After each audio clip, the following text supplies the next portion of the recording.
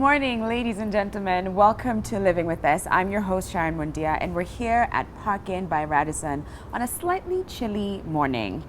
Today's conversation is about anxiety. I don't know about you, but over the past couple of years, I seem to have heard more and more people saying, oh gosh, I have so much anxiety, or oh my gosh, I'm so anxious.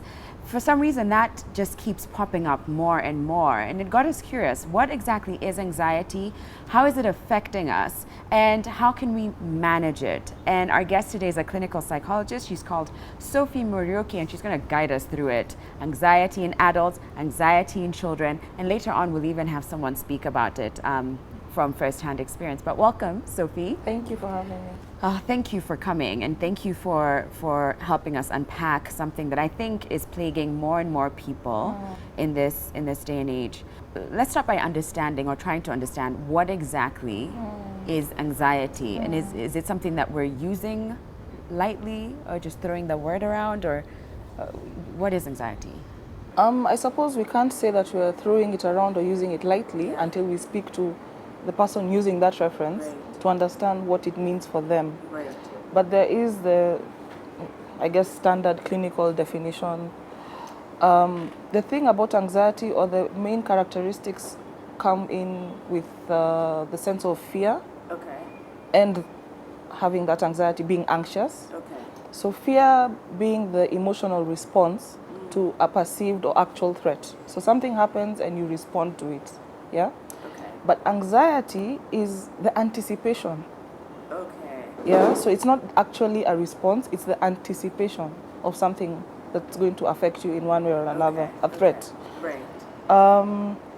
So it could be caused by different things, objects, places, situations, and then now just the anticipation of it leads you to have excessive worries, physically maybe you have palpitations, excessive sweating of the hands, the feet, or the body, different ways that your body can actually react to the perceived threat. Okay. Yeah. So let's break that down a little bit so that we know how it could possibly show up.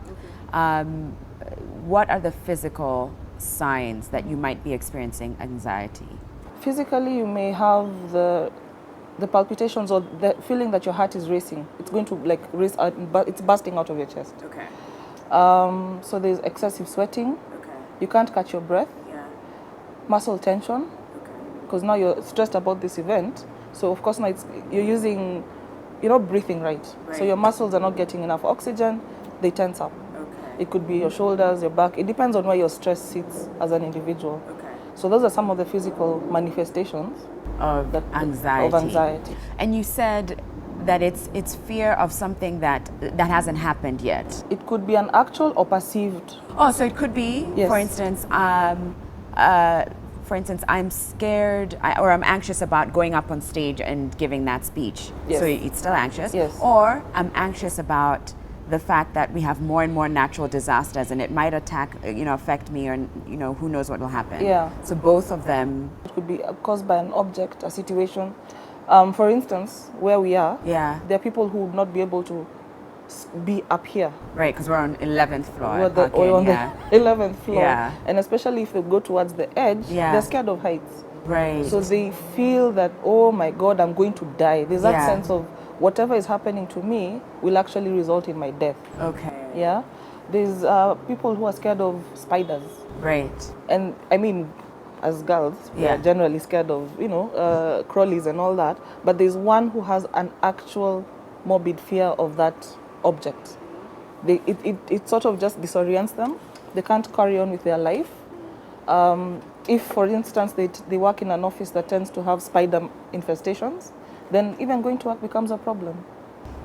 It overwhelms you, it takes over your life. So it's not just, I'm scared of a spider, oh my God, someone kill it for me. Yeah. I cannot actually be in the same room as that particular thing. Okay. Yeah. So are there different kinds of anxiety? Yes, there or are. degrees? Can you take us through that? Let's try be a bit specific. So we tend to hear phrases like separation anxiety. Oh my God, I have separation anxiety. Yeah. You're having a good time with your friends. You say it's separation anxiety. Yeah. But it's actually excess worry or fear of being separated from an attachment individual, an attachment figure, a loved one. Okay. For instance, in kids, Right. if they have an issue of separation anxiety, they are actually scared and constantly worried. Constantly, I mean like daily, Yeah. on the daily 24/7, of being separated from their Their primary parents, whoever their primary caregiver is. Okay. And so now even that becomes an issue when it's time to go to school. Okay. It becomes an issue when it's time to leave to the sleep, house, I go to imagine. sleep. Yeah. They can't sleep alone. Yeah. They even have nightmares around that theme. So they may not have nightmares about dogs or snakes or whatever, but then nightmares around the theme of being separated from their primary caregiver or whoever they've formed this bond of attachment with. Okay, so separation anxiety is one of them. One of them. Okay. We tend to hear people experiencing panic attacks. Okay. So that's actually a panic disorder. So and that's brought on by anxiety? Yes. Or? Okay. Yeah. So the excessive worry, excessive fear of a particular event can lead to a panic attack. And that can be perceived. So it's not even happened. Yeah. But because you think it's going to happen, it leads to a panic attack. Can you break down what a panic attack looks like? So again, a lot of the things that happen within anxiety are similar. So the palpitations or the strong sense of my heart is going to burst out of my chest. Yeah. Fidgeting, you can't sit still. You can't actually catch your breath. Okay. So you're breathing in short, quick bursts. Yeah. Of course, that means your body is not getting enough oxygen, which affects how you make judgments. You can't concentrate. The world is spinning. It's a sense of, oh my God, I'm just out of control. Right. All this, I can't. I'm going to die. I'm going to die. That's a recurring theme within an individual with a panic attack. Okay. Yeah. So panic attack, separation anxiety. There's a generalized anxiety. So that's just a general sense of anxiety, not specific to a theme or an object, but you just tend to have excessive worries. So, I mean, even the thought of being worried, you're like, what do you have to worry about? So I'm a little confused about that. Okay. Nothing is causing it, not a particular thought, not a specific event. Uh-huh. The thought but is there. But what is the thought if it's generalized? That's just a clinical term. Oh, okay, okay. So it's when someone comes to you with all these symptoms, the way the symptoms present now helps psychologists classify them and diagnose the symptoms. So depending on how you're behaving, then we know whatever you're going through is more of a panic disorder than a generalized anxiety disorder. So a panic disorder would come towards something more specific. Right. Depending on the individual. Yeah. Generalized in terms of constant worry. It doesn't have to be towards a specific event. That sounds to me like it's crippling. It is. If it's constant. It is. And it means that all these different thoughts that come. Oh my goodness, I could get into an accident. Actually, I have a friend of mine who constantly thinks about that as she's driving. So it could be like, oh my goodness, I could get into an accident. Yeah. Oh my goodness, I could lose my job. Yes. Oh my goodness, are my kids okay? Yes. Did I switch off the stove? That is what you're saying. That's generalized. Yeah. So if now we start having conversations and trying to understand, so what's this fear about being in an accident? Yeah. Where does that come from? So now we have to go and take your history and look back. Is it something maybe that happened to you before? Yeah. And not necessarily, it doesn't have to be based on a prior experience, but what you said, it is crippling. And for it to become an issue, it's because it's diminished your capacity to function, whether it's in society, at work, even getting out of the house can become a stressor depending on what it is that you're experiencing. You have incidents where people have like social anxiety, so it's specific to a social setting. Okay. And that could be, like you said, getting up to make a speech in front of a crowd. For some, even going to the supermarket is crippling. Like, it means I have to interact with another human being. And I am going to die. Yeah. Wow. Yeah. So, speaking of dying, can anxiety kill you? It feels like it can to the individual. Okay. But so now we have to teach them, or they have to relearn how to take back control of their body. Because imagine how crippling, again, all those symptoms can be to the body. But it's not going to kill you. It just feels to the individual that they're going to die. Okay. Yeah. So who is most likely to experience anxiety? No, is it surprising? But ladies? Really? Yes. It's more frequent in ladies. And why is that? It could be a host of things. Again, a lot of psychological issues tend to be based on predisposing factors such as genetics, maybe even how you're socialized, or your background. Yeah. It could be a chemical imbalance in the brain. Okay. So you can't say that it's one thing that has caused it, but it's a cocktail. So a lot of things come into play, which is why before I say that you're experiencing a panic disorder, we have to have a sit down and have a chat and see what is it that's going on and understand what's happening for you. Yeah. So let's use your friend as an example. Okay. So she has a fear of being in an accident. Yeah. When does this fear come? Is it all the time? Is it when she's behind the wheel? Yeah. Is it during the day? Is it at night? Okay. You know, so you want to get a holistic picture of what's going on.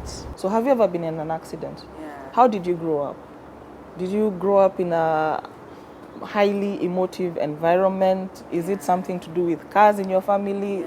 There's a host of things that we have So you have to unpack it. Yeah. And I can imagine as well, I mean, going back to who can experience anxiety, I can imagine that someone could have not had a moment of anxiety. Well, maybe here and there, a little like nervousness about like going up on stage or something, or speaking in public. But maybe that there could be certain events. Like personally, I remember like when I gave birth, I suddenly had these thoughts of like, what if something happens? Yeah. And they're not there anymore. But I remember at that time, anything just used to leave me feeling quite anxious about that. So I was wondering, are there certain moments in someone's life that would lead to this? Are there certain big events that can spark a sense of anxiety? Definitely, but then for it to be classified psychologically speaking as a disorder, we need to look at things like the duration. Okay. So for instance, in kids, the worries, the fear and all that has to have happened for at least a month. Continuously for a month. Okay. In adults, some of the disorders should have gone on for about 6 months. So for you, was this prior or after having the baby? So I guess you'd have to pick it apart and then understand it. And then understand it, Okay. And then that's a different it's a different scenario altogether, because oh my God, you're having a baby. Yeah. The hormones surrounding your pregnancy and all that. Right. So we would not be so quick to diagnose a pregnant lady with an anxiety disorder. But then if it persisted after, so you have to, put aside depressive issues. It's not postpartum related. Or if you go back and you say, even before I got pregnant, before I conceived, I had these excessive worries, I had these fears, I just had the sense of dying. I had all these things going on in my body, the tension, the excessive sweating, and restlessness. So it's not we're not quick to judge. Okay. Yeah. Because now the thing is you're assigning a label to an individual, and you don't want them carrying around a label for the rest of their natural life. If it's something that just requires a quick chat and then to process, and then they're okay. But then if it does persist for more than a month and it's just crippling you to the point of you can't go to work, you can't go outside your house, you can't be separated from this individual, you can't go to the store, then there's a problem. Then there's an issue. Yeah, and it needs to be addressed. The other thing I should mention, when you are asking about who can develop anxiety disorders, if it's something that has happened in a child and gone untreated, then it carries on into the adolescence and into the adulthood. Okay. Yeah. So it could be that there's history of it. Right. Yeah. Okay. Yeah. We are going to talk about kids and anxiety, but we have to take a break. And when we come back, we'll dive into that and also how to treat it in adults and in children. We'll be back in a moment. Welcome back, everybody. We've been speaking to clinical psychologist Sophie Muriuki, and we've been trying to unpack and understand anxiety, how it presents itself and manifests itself. And for this next segment, we're going to dive into anxiety in children, right? Because even children can experience it. Yeah. So does it show up the same way in kids that it does in adults? To some extent, let's say yes and no. Okay. An adult can tell you what it is that they're going through specifically. Okay. A child as young as 5 or 6, Yeah. can't sit down and tell you I'm stressed. They don't have that vocabulary. Right. They don't have that ability to converse with you in that Right. in that respect. Okay. But you will see it in their behavior. How so? In some cases, you'll see a child tantruming. Okay. Beyond the supermarket, oh my God, I want Give me a lollipop now. now. Beyond that, so you know, might get an influx of calls saying, oh my God, my child has anxiety issues. Yeah, No, beyond that. Yeah. So you tend to see them tantruming, maybe trying to fight out something, being more expressive in terms of freezing, like they just can't move. Like they're not moving. Scared stiff. Oh. Yes. Like physically unable to move from wherever they are. Yeah.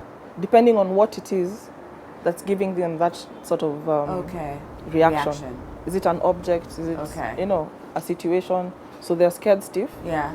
Or refusing to be separated from that particular individual that they were worried about when we talked about separation anxiety. So with kids, you tend to see more behaviors like that, and especially in younger children. Okay. An adolescent will be able to express and tell you what's going on, but under 10s, even as young as 5 or 6, you'll see it in how they behave, and it's not the regular pattern of behavior. Right. It could be that something happened, and like again we said, we have to have observed that behavior for a specific amount of time, no less than a month. Right. And then now you can actually come and say, I think there's something wrong with my child. Like physically, does it also manifest the same way? Like sweating, for instance? It could, yeah. The sweating, the feelings, the palpitations. Yeah, heart beating fast. So again, they're not able to tell you all those things. Yeah. I'm having palpitations. Maybe they'll say, I have pain in my chest, my stomach. They have also physical symptoms. Of course, when you go to the doctor, there's nothing wrong with them physically. You do all sorts of tests.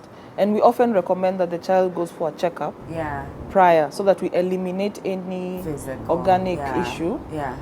And it could be, I mean, if a 9-year-old says they have a headache, they're not making it up. Right. We hope. Yeah. So if they keep saying they have a headache and you've taken them to the doctor, some parents even go as far as doing scans just to eliminate any, you know, when you're a parent, you're like, oh my God, my child has a tumor, you know. Yeah.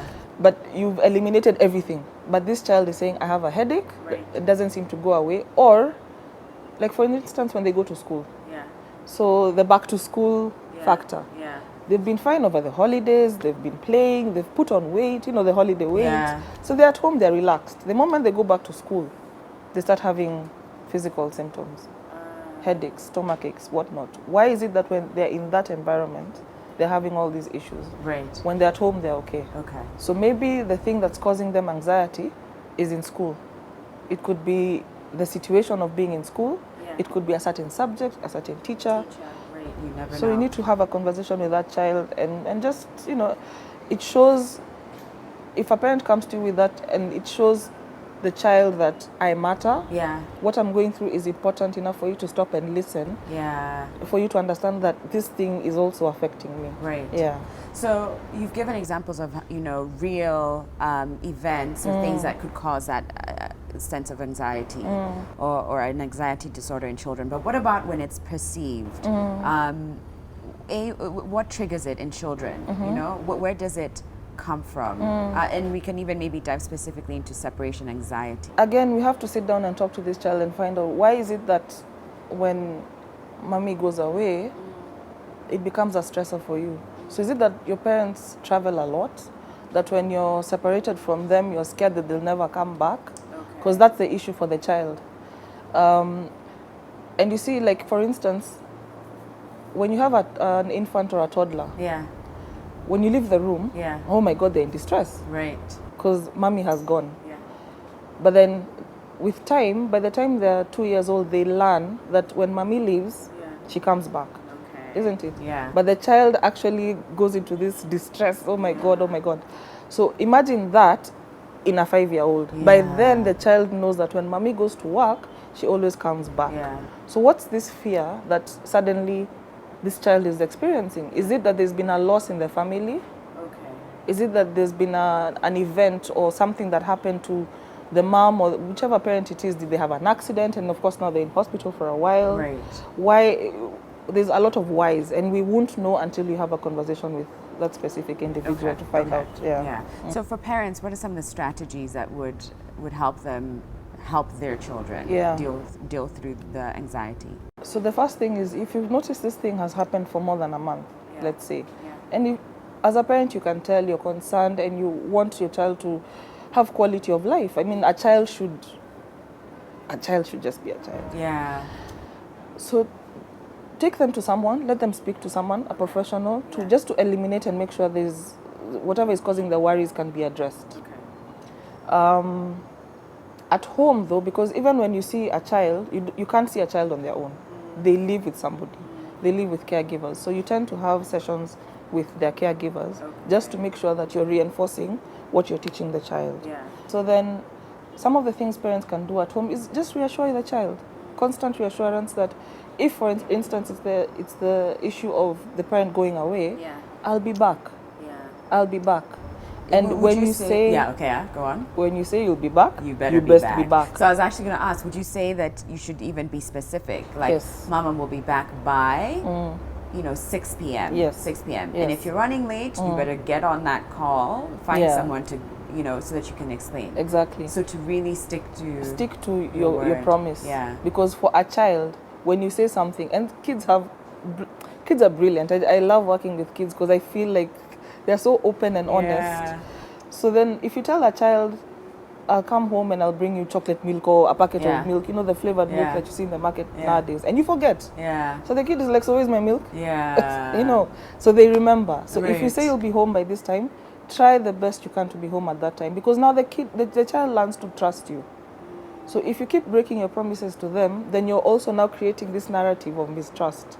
And this will carry on into adulthood. They won't trust, if it's the mom, they won't trust anyone of that age group, or they won't trust a caregiver. They'll have trust issues in their relationships. Wow. If you tell them something will happen, I'll do this, they know you will not deliver.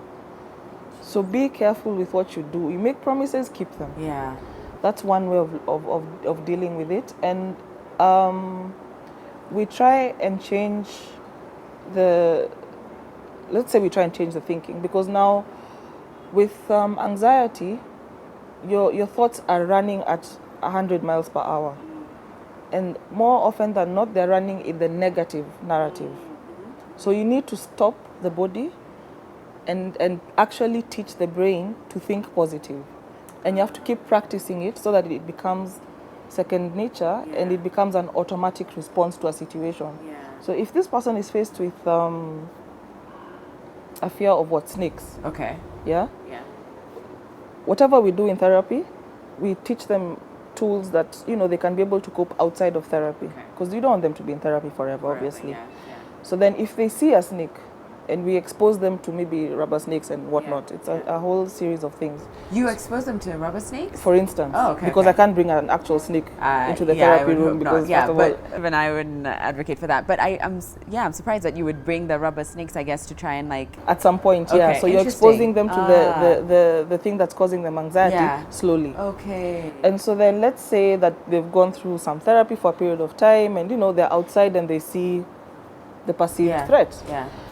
So then, previously, maybe before therapy, they'd be running this narrative of, oh my God, I'm going to die, the snake is going to bite me. Yeah. Maybe they're in a crowd of 50, but that snake is going to come at me. Yeah. Not you. Yeah. No one else. So then they'll start practicing and they'll be able to think like, okay, I'm fine, I'm safe, it's a grass snake, they're not poisonous, Yeah. So you won't teach them to have that positive narrative. With kids as well, we do that in therapy, and we actually also teach parents how to do it at home. Yeah, so you do exercises together so that the child learns how to think positively and how to talk themselves out of a situation when they have that perceived. Right. So because they'll go to school, for instance. Mommy is not going to be in school with you, daddy won't be in school with you, or whoever it is that you live with. So how do they cope in that situation outside the usual? Okay. So you teach, the parent is able to reinforce these things at home. If need be, you have to engage the teachers. But then those are some of the things that you can do. Okay. Again, there are some other exercises that you probably give the child to do at home, and you bring in the parents to do it with them. Yeah, so that they do it together, and the child actually learns that they're not alone in this. Yeah, and that they have a support system that works for them. Okay. So other things that a parent can do is that support system engage them. Yeah, whoever it is that's in your child support system, if it's an uncle, an aunt they trust, a grandparent, you can bring them in to reinforce whatever it is you're trying to achieve in therapy. Right, so that everyone is aligned. Everyone is aligned, and this child actually learns, I am fine, I'll be fine, I'm not alone. Okay. When I'm sick, so and so is always there. So when I'm struggling with this thing, with the worries, they're also there with me. All will be well. Yeah, all will be well. Earlier we talked about anxiety in adults, but I am now curious to know if, whether it's in adults or children, can you get rid of an anxiety disorder fully? I want to say yes. Okay. Because again, it depends on the intensity. Okay. The more severe cases may need some medical intervention from a psychiatrist, for instance. Yeah. And then you work together with a psychiatrist and have talk therapy, and you teach this person skills on how to cope. So if you're ready to deal with this, the readiness for therapy is very important because it helps you. Yeah, it's the same way that you'd go for a physical checkup. You know something is wrong with your body and you're ready to get rid of it. Yeah. So having that positive mindset will help you as well. Yeah. And in some cases you do have relief and you conquer whatever it is that's causing you anxiety. If this has persisted throughout your life, you may need to be medicated for, think long term. We're not saying you'll be medicated for the rest of your life, but think long term, because your body has learned to live with the anxiety for 20 years. Yeah. How now do I come and in 1 week tell you you'll be rid of all? You can't. The body remembers. Okay. The body remembers, and we're now trying to teach it something new that it will remember long term into the future, so that you can have quality of life. Okay. So then that's why I don't want to have a knee-jerk reaction of saying yes or no. Yeah. It really does depend on how intense was it, how long did it go for, and then you are able to work with your client and just ensure that they have the quality of life that they'd like. Yeah. Yeah. So how can one manage it? And we've talked about it in children and how it's important to reinforce with, guardians or caregivers. But in adults, if you're prone to getting a few panic attacks or some kind of social anxiety, the things that we talked about earlier, how can you manage it? So again, how long has that gone on for? How long has it persisted for? Yeah. And if you're concerned, find someone to talk to. Yeah. Okay. And they'll be able to take you through therapy and do the things that you need to do together to make sure that you have it under control. Are there certain I guess I'm trying to figure out if there's certain routines or even like thoughts that you need to unlearn. Are there things that you could be doing today that could help with this? Without going into therapy per se? Oh, I mean, I still would advocate for therapy. Absolutely, 100%. Okay. But are there other things that you would guide your clients into doing or not doing? So there's mindfulness exercises that we'll do together. Yeah. There's imagery exercises where you're now told, let us develop a calm, happy place. Think of a calm, happy place. And you develop that calm, happy place with your client. Yeah. And then it becomes a tool for them outside the therapy room. Right? That's just one example out of several. Yeah. Okay. There's breathing exercises. Right, because you said earlier you get like short... quick bursts of breath, so your body is not getting the oxygen it needs to run. Give me an example of a breathing exercise that would work. Be comfortable in your chair. Just make sure that you're sitting in a comfortable position. Yeah. You can keep your eyes open or closed. So I'd like you to take in a breath slowly, count to 4. Yeah. So I can walk you through it. Okay. Yeah, I'm ready. I'm in my comfortable position. Okay. So I'll count it out for you so that you don't have to worry about the counting. Okay. So we'll take in a deep breath and then hold it. Yeah. And then breathe out. Okay. So you have to learn how to breathe it out slowly. Don't just... Okay. Because a person with anxiety is probably breathing like this, So I'll count it out and then I'll tell you hold. Okay. And then let it go. Released. Okay. Yeah. Okay. So take a deep breath. Hold. And let it out slowly.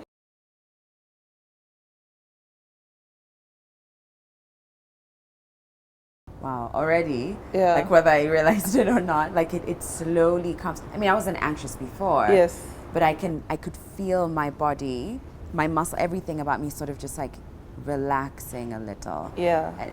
And your tone of voice did help Oh, too. really? I was like, if you give me like 4 more counts of breaths, I'm gonna be asleep, and then you're gonna have to end the show for me, Sophie. For you. So then it's an exercise called 4-7-8. So the idea is to breathe in 4 seconds, hold for 7, and then breathe out in 8. So you breathe it out slowly so that by the 8th second you still have a breath to let out in your body. Oh. So imagine, for you it came, I mean, we did it in one try. Yeah. But for a lot of people, you have to do it over and over again. I've done it before. I've Yeah. done a Oh, you breathing have it, exercise okay. before. So but, that's why. Yeah. But I can also imagine if I was anxious, it would have been much harder for me to be like, hold. what do you do? I can't hold my breath. Yeah. I'm like, Yeah. So you have to be careful also, because if you have, especially the quicker, the shorter the bursts of breath you're taking, then it also means that you could pass out. Telling you to hold for 7 seconds, you could pass out. So this is something that you need to be guided at the beginning, and then you can perfect it. Yeah. So you see, you're able to use that tool even in a mat or when you're in a meeting. No one knows what you're doing. Right. So you're breathing in, and then you're holding, and someone is just holding a meeting and you're anxious, and you do it like 3 times. It's 3 times in the morning, at lunchtime, in the evening, like medication. Yeah. And you're calm. Wow. You're calm. It persists. So there are different other breathing exercises that you do, because you're trying to get air in as deep into your body as possible. And change the balance of, is it oxygen versus carbon dioxide. Yeah. So you want more oxygen to go into your muscles, and that will actually help you reduce the tension. Wherever the tension sits in your body, then that can also help bring it back. And get you to relax a bit more. So those are some of the things that we teach clients how to do. For anyone watching, at least having a couple of those should help. And I like the one for breathing. You can literally do it in the office, at school, in a car. You know. And even with kids, you teach them exercises that they can do in an exam, for instance. If that's the thing that's causing them the worries, then there's one called Squeeze the Lemon that you can teach a child. So you tell them to imagine that they're holding a lemon. You're holding a lemon in your left hand. Left hand? So you're holding a big juicy lemon. It's soft and you can squeeze all the juice out. So I want you to squeeze out all the juice as hard as you can. Squeeze. Feel the tension in your hand. Squeeze it and then just drop it. So you pick up the lemon again and squeeze. Make sure you squeeze out. What does that do? You see, now you're trying to teach the child how to relax the muscles in specific parts of the body. So they're concentrating on this thing, and they're not concentrating on what's giving them anxiety. You've shifted the focus onto something else. And maybe if they're going to sit an exam, they're tense. So they have aches in their arms, so this is it's actually a relaxation technique. So you do it with the left hand, do it with the right hand, and then you're addressing different parts of the body. So squeezing the lemon addresses the hands. And then you teach them how to maybe deal with the tension in their stomach. So you actually teach them how to hold their breath, and imagine they have to make their stomach very hard. Like so that an elephant can step on their tummy. So how hard does it have to be? In order for the elephant to step on the tummy. So you do all sorts of play things with them that help out. Depending on their age. Great. Thank you so much, Sophie, for breaking this down and unpacking it in a way that, at least for me, I know that I understand it better. And I think for anyone watching knows what to look out for, how to deal with it.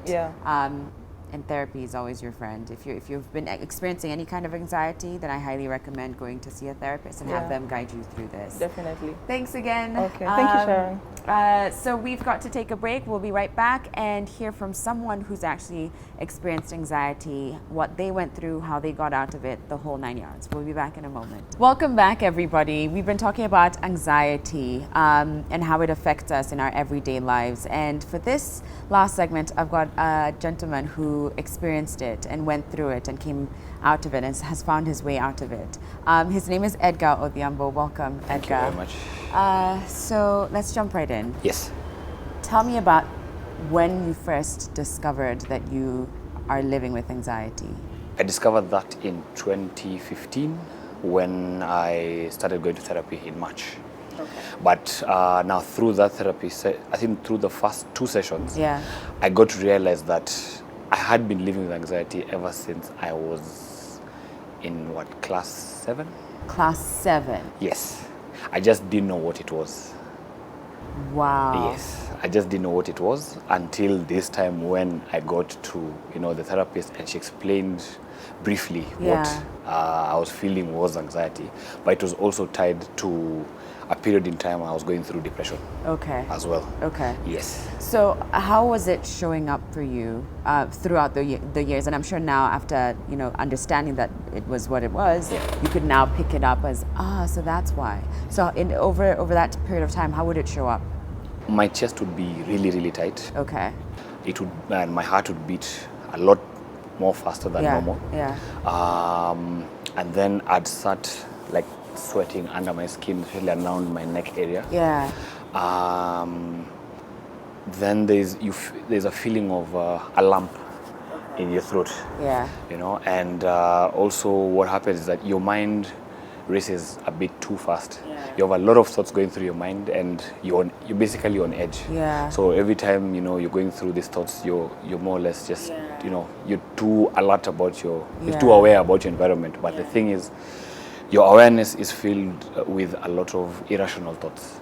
Would there be something that would trigger it, or would it just be would it be an actual event, or is it a perceived? Yes, the triggers were there. Okay. Top of my head, what I can think of in my case would be something so weird. Reading newspapers used to get me anxious. But that was tied to a self-esteem problem that I had. Okay. Not feeling like I was good enough, not feeling like I was capable enough. Yeah. And so even when it came to especially like schoolwork, Okay. you have a lot of competition, Yeah. you have this pressure that, you have to ace your tests. And I mean, that ties down to you having to put in the work. You have to read, you have to do your extra homework, you have to do past papers and all these things. Yeah. So I remember reading used to give me a lot of anxiety. Literally, I'd pick up a book and I'm trying to read, but the focus wasn't there, So now I was trying to learn how to go around that. Yeah. But see, at that time, I didn't even know I was going through anxiety. That's what I was gonna ask. Like, as you're going through that, are you thinking, this isn't normal, this isn't weird? Or at any point did you go like, hey, mom, dad, or hey, best friend, do you feel like this when you are reading a newspaper or reading a book?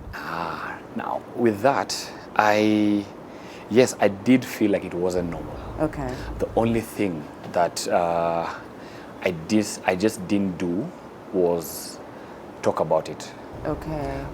In the environment I grew in, I learned to bottle up stuff rather than speak out. So things wouldn't be normal, things wouldn't sit right, but I didn't know who to tell. I didn't know how to say it, and I think it was because of the presumption that I would not be understood. So I kept it all in all these years, and I did want to reach out. I know the voice inside was always like, can someone, actually the hope I had, the voice inside was, can someone just see through me, feel my pain, and find a way to maybe save me? Yeah. But I didn't have that until now when I got to 2015, when I couldn't take it anymore. And Because it was literally affecting, now the anxiety and the depression were affecting all areas of my life. And now what happened is that I just got tired. And I called my mom aside. I just told her, I think I need to see someone. Yeah. Outside the family, and I mean a professional, not just a friend or a family member. Can we just get this thing started, But looking back, on Facebook, you usually have like Facebook memories of updates we would put like back in the day. And I remember weirdly enough, I would put up, I'd put up cryptic status updates, because also I never wanted people to really see through me, but at the same time you want them to kind of understand and see what you're going through. And I think also at that time, because of the fact that not a lot of us are educated on what anxiety is and what other mental health related illnesses that exist, most people will just tell you, no, you'll be fine. It's life, you'll be okay. And I remember even when I used to put up those updates, some people would ask, are you okay? Are you doing well? And I'd say not so much, and people would find ways to just tell me, Edgar, you'll be fine. They just encourage me, but the problem in itself was still just not dealt with directly. And that was your cry for help. That was my cry for help. That was your cry for help. So in 2015 March, you walk into your therapist's office, and in the first couple of sessions, she's able to diagnose that as an anxiety disorder. What was that like, hearing that? The first session was me giving her a bit of history of who I am, where I've come from, what I've gone through. Then, at the end of that session, she gave me an assessment test to do. And I had to do it in one sitting. And you're going through about maybe 150 questions. Yeah. And you can't take any breaks. When you start, you go through the whole thing until you're done. So I did that, went back to her the following week. I gave her the assessment, and she went through it. And yeah, so she tells me, Edgar, you have an anxiety disorder that is tied to your depression. And also another way that my anxiety was manifesting was through panic attacks. But my panic attacks were very interesting, because you would not know. I could literally be having a panic attack right now. As you're speaking to me. Right now. I could be having one and you would not know. Now, my panic attacks are not external. They're all internal, because again, I'm used to bottling up issues. Wow. So even if I'm having a panic attack, I'm literally panicking, it'll all be on the inside. And now that's when my chest gets really tight and my heart is beating so fast. But now when she told me, because I was looking for answers, so when she told me, it was a bit of a sigh of relief, because I'm like, okay, so that just gets to, it makes me understand that I wasn't going through my own things. I'm not abnormal in any way. I'm normal. Yeah. People go through anxiety, right. But I think because it was the first time I was hearing of it, in this actual sense, because I was going through it. Then now it started making sense. Wow. Yeah. You're not having a panic attack now, no, are you? No. Okay, just checking. No, I'm not. Okay. No, I'm not. I'm good. So you said how growing up you sort of bottled a lot of things in, but now you're an open book. Was that intentional for you, and maybe even therapeutic for you to be more open about what it is you're going through, and the fact that you do have anxiety? Yeah. It's very much intentional, and reason being, I remember growing up, I was always the type of guy who liked to help other people. Okay. So I think also because of that, because I'm also very social, and I used to go out of my way for a lot of friends. So I think also growing up, a lot of people never assumed that I'd be going through something, because I was always there for anyone else who's going through whatever they're going through. And having gone through anxiety, having gone through depression, and literally having no one to take you through it, or the people very close to you take you through it, literally pick you up as you're falling into the pits. I never ever wanted anyone to feel like that. Okay. And I realized that after coming out of depression and finding ways to manage my anxiety, and up until this day, I've gotten to talk to a lot of people, especially between 2016 up to date. Okay. And just that feeling of, I want someone to help. I want someone to help. But you don't know how to communicate that help because of the stigma. So my intention was to first put it out there that I've been through it. I, who has appeared to be strong, and put together, and everything is fine. You meet me out and we're good. We'll party, we'll dance, we'll talk. I look like I'm fine, but there are times when I'm not fine. And when I realized there are also a lot of other people who are going through the same thing. So I took it upon myself, since I have the personality of liking to help other people, let me be intentional by, saying that, yeah, I've been through it, and this is my story. Yeah. So I know I put up 2 posts on Facebook. One where I was just giving a brief of my story and having gone through therapy. And the second one, I put up a picture with me holding some medication that I take. And just telling guys that, if it gets to the points where it's severe that you have to get, you have to be put on medication, it's still okay. Because I'd rather be on the medication and have a normal life than be out of it and I'm literally struggling to live through an hour of every day. Right. Yeah. And if you had been, diagnosed with some liver disease, you wouldn't think twice about, and yet, I don't know why. I it's there. The stigmatization of like mental health and the illnesses it's still very much alive, so people don't understand. So I have to say, before I even ask you the next question, No problem. thank you for that. Thank you for being open, and thank you for allowing yourself to be seen, because I know that there are people who see themselves in you, and because you've been so open, it's okay for them to seek help and to try and get better. So thank you for that. One thing I'll add, one thing I'll add. Yeah. It's you asked if it's therapeutic. Yes, it is. But it comes with acceptance. Accepting that, yes, you've gone through something, and it's not your fault that you've gone through what you've gone through. Circumstances in life have probably put you there, fine. But now, once you've accepted that it's okay to sometimes not be okay, then that helps you be able to tell your story any chance you get, because now it eliminates shame. It actually gives you more courage, because now when someone comes and tells you, oh, it's all in your head, I don't even know what you're saying, because I've had people who've come and told me that to my face, that, no man, it's all in your head, it's all in your head. What do you mean? Everyone goes through, things in life, challenges. All you just need to do is just, pick yourself up and move. But sometimes you need help.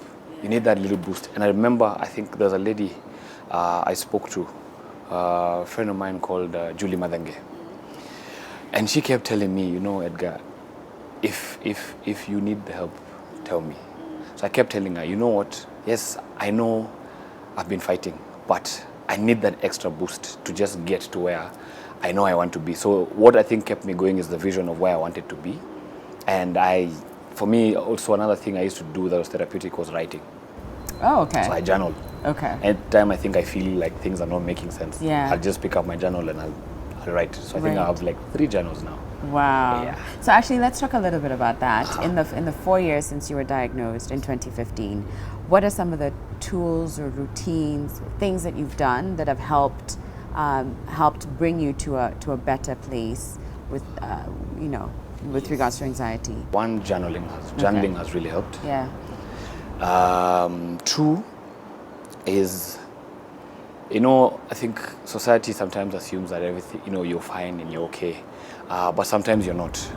And the thing that you would like is someone to see through you, but they also can't see through you if you don't actually tell them that you're not okay, for them to pay attention and be like, oh yeah, by the way, you're not okay. Because there's some people who have ways of hiding how they're actually feeling, but that energy is seen in other ways, So another thing I do is reach out to people closest to me.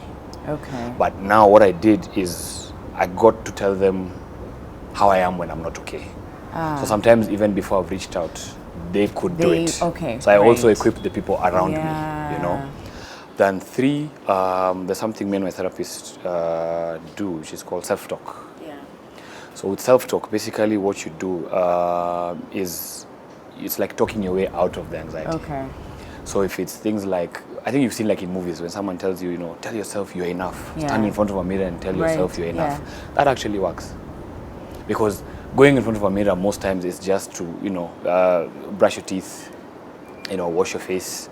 If you're going to apply makeup, brush your hair, and then, comb your beard, and you're out, Yeah. But if you actually look at yourself in the mirror and ask yourself who you are, look at your reflection and ask yourself who you are, what are you going through, why am I going through this? So now that thing of telling yourself, I am okay, I am enough, I will have a good day.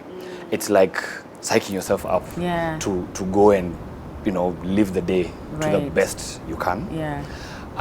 Breathing exercises. Right, we did one before actually. Yeah. So the one I was taught is take like 3 deep breaths till you feel like your breath, until you feel your diaphragm literally come up and go down, and then hold in for like a few seconds, let go. In again, let go. Stuff like that. So that's, for me, that's what I've been doing to just manage. And of course, therapy. And therapy, yes. Yeah. And therapy. What would you want to say to someone who's going through any kind of mental disorder, mental illness, or even recognizing bits of themselves in you today? And maybe even specific to men, because even before with the psychologist, she said that actually a lot of times it's the women who go through anxiety, but I think it's important to note that men too experience this quite often. So what would you like to say to anyone who's watching and seeing bits of themselves in you? It's okay to not be okay. If you feel like you're not okay, that's still okay. Now it's what you do about that feeling that really matters. So what I'd tell someone who could maybe see themselves in me right now is you can actually come out on the other side whole. There's help available. You know, we have able psychologists, we have able psychiatrists if you need to go that direction. It may be against what your family would like. But again, you have to look at yourself. It's you, you have to start with you. Yeah. You know, we all came into this world alone, even if we belong to families. We all came to this world alone. So if you're not okay, reach out. Right. There are people who are able and willing to help you. And also, I think, be open. Don't be ashamed. If someone comes and asks you how you're actually doing, say it. You know, specifically to men. We, because of culture and nurture, we've been taught to not express how we feel. At the end of the day, we are all human. We are human beings. We as men are human beings. We have feelings. We get affected by certain things, be it work, be it relationships, be it businesses, whatever it is. We are affected. We can't say that we are not. Now, taking out our frustrations on booze, sex, drugs, violence, it'll never get you anywhere. It's only a temporary solution. Or actually, another thing, denial. Denial and being passive, that will never get you anywhere. It just takes you back to the issue. It's just a temporary measure that you'll take, but it'll never get you anywhere. Yeah. So one, for those men who are in relationships, man, talk to your partners. Talk to your partners, because I mean, you know, when you're going to exchange vows, then you're saying for better and for worse. Yeah. When you're feeling worse, your partner who you know stood side by side taking vows, there's a person you should go and grab the hand and talk.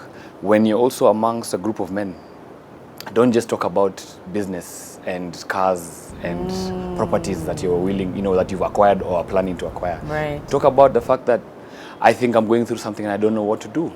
But it also depends on the group of friends that you have. Right. So if you can get one or two, that's good. And I think for me, I did Man Enough in 2016. Through that program, I got to now understand what type of male friends I'd like around me, and which male friends I can actually pull to the side and be very vulnerable with and feel no shame at all. And feel safe to be And that. feel safe, actually, yes. Yeah. And feel safe. Edgar, Yes. thank you. You're Thank welcome. you so much You're for welcome. being so open with us today, for sharing your story. I have no doubt that this is going to speak to someone. And if it spoke to you, I want you to know that that there's no shame in going to seek out help, in telling your truth, and in opening up to someone that you can be vulnerable with. Because, like Edgar said, you came into this world alone. You weren't placed on this earth to be miserable, to be scared, to be afraid. So if you need to seek out help, do it. It's for your own good. Thank you, Edgar, again. Thank you for having me. And thank you, everybody. I hope you enjoyed today's show and that you learned something new. And I do wish you the best. I hope you have a fantastic day. And one more thing, of course, thank you to Park Inn by Radisson for lending us their gorgeous space. It's now actually sunny, so we're gonna go enjoy some some warmth. Thanks, everybody. See you tomorrow. Bye.